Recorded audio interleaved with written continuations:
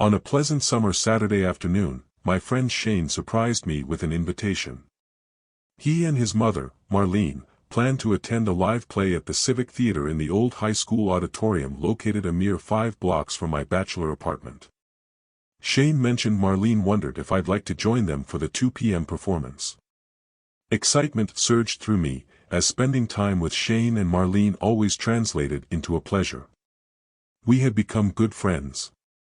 Without a moment's hesitation, I hustled down to my old high school. As I approached the entrance, I spotted Shane skillfully parking his truck. Eagerly, I opened the door for a surprised Marlene and offered a helping hand. She graciously locked arms with me, and we engaged in a friendly excited chat as we made our way to our seats in the dark third row, positioned near the live orchestra. Marlene settled between Shane and me, and as the play began, she reached for my hand, offering a warm smile that I felt even in the auditorium's darkness.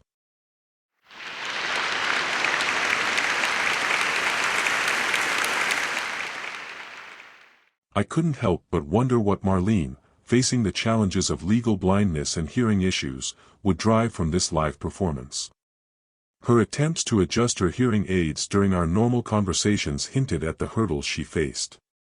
Nevertheless, as the play unfolded in front of a packed and animated audience, I found myself mesmerized and noted the non-stop smile glowing on my lovely older friend's face.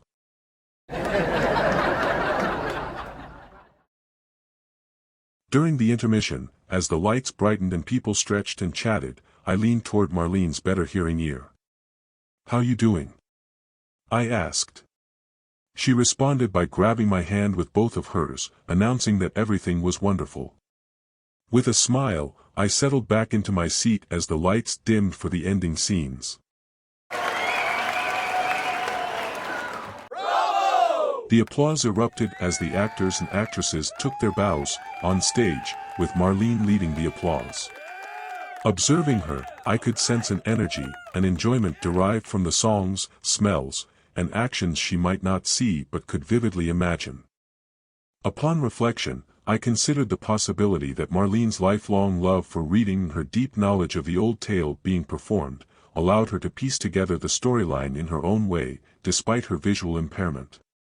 Throughout the play, I would discreetly explain by speaking directly into her ear softly the unfolding events.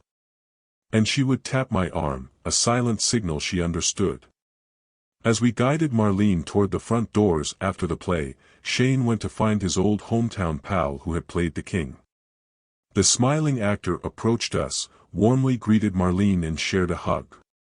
Outside, over a half-dozen of her ex-students came up to greet her, displaying a deep respect for the woman who had served as the school secretary for 27 dedicated years, essentially being a mother to the entire village of Weipe.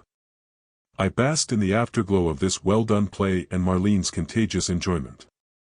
As she greeted people along the way to Shane's truck, I couldn't help but feel a sense of fulfillment. I thanked her for such a fine date and half-jokingly, asked if I could call again sometime in the future. She joined in the humor, whispering that she didn't want her husband to find out anything. We shared a laugh and waved goodbye, marking the end of my marvelous date with my 88-year-old deaf and blind friend.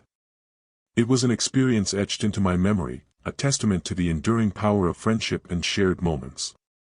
On my slow stroll home, I realized an increase in my awareness. I felt a high and knew it came from a wonderful dopamine drip. Watching a live play with a blind and almost totally deaf gal had given me a contact high.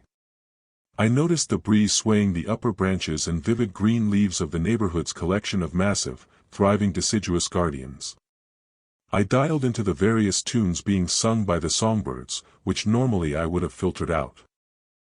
Geez, talk about absolute indisputable evidence of how powerful our social needs are.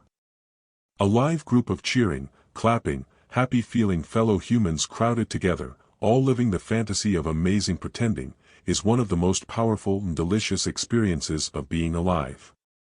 Heaven's light is indeed much more powerful than the devil's darkness. I found myself in the elevator, gliding up to my apartment. Immediately, I changed into a clean summer outfit, shorts, and a sleeveless t-shirt and flopped down on my comfy old ugly sofa. I wiped away a tear and then another. Being an old hardy boy trained detective allowed me to solve the case of the mystery tears. My delightful time with Marlene had provoked memories of my old mom. Being an orphan had taken some getting used to, but do you ever really get used to losing your mom or dad? 10 years since she took her first steps into eternity and I still have crying bouts. I missed that old Montana girl.